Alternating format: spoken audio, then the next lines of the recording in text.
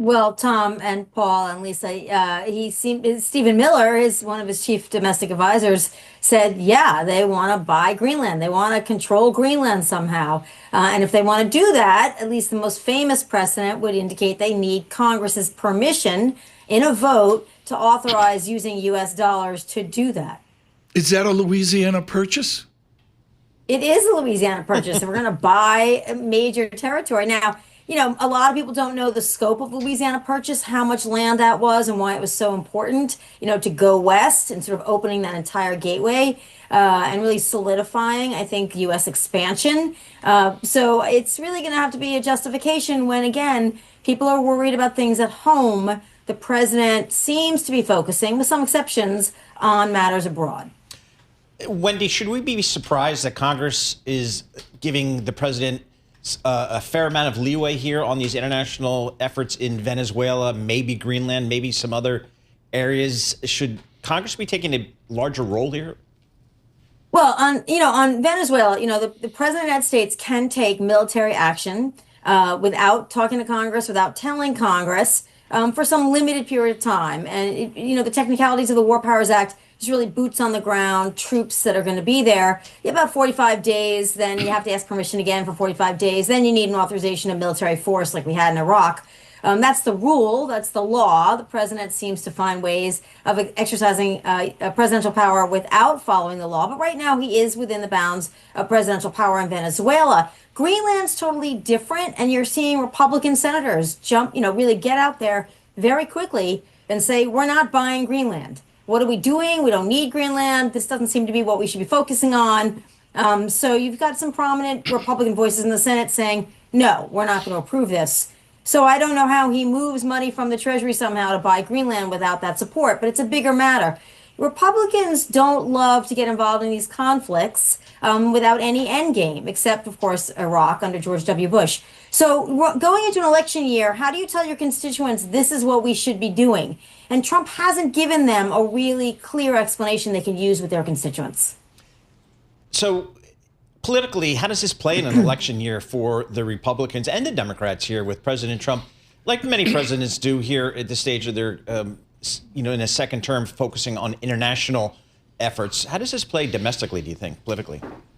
Well, Republicans have argued for limited government. They supported DOGE. They supported cutting government. It's, spending can go awry, as we saw in Minnesota. Things, if they're not watched, we can lose a lot of money to inefficiency and corruption.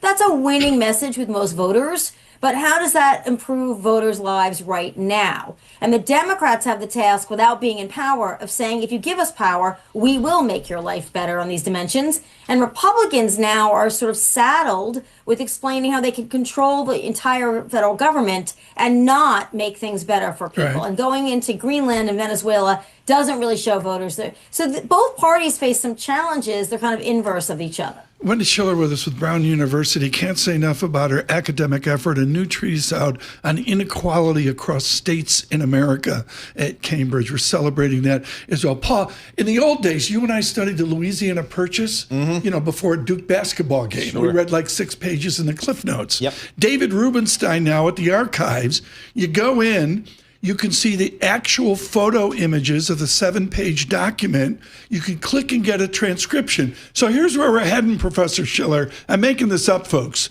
Treaty between the United States of America and the Kingdom of Denmark.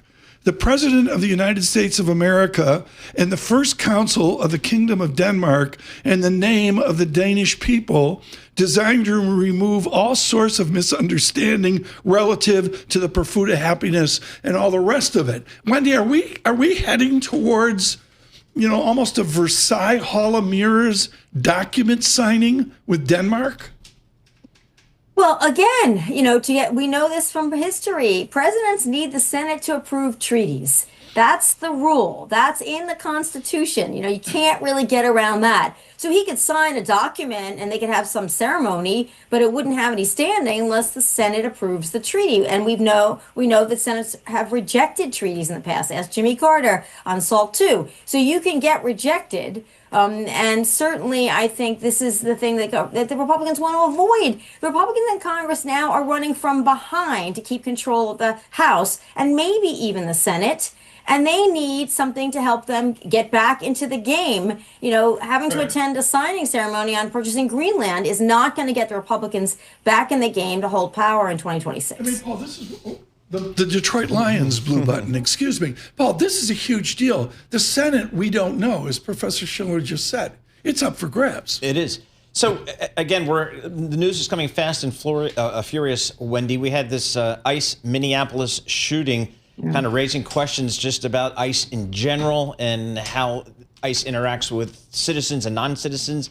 Is this a political liability for the president, or does this in fact play up to kind of what his base is looking for? Well, I mean, his core base supports him really no matter what he does. And remember, he's not actually running for anything in November.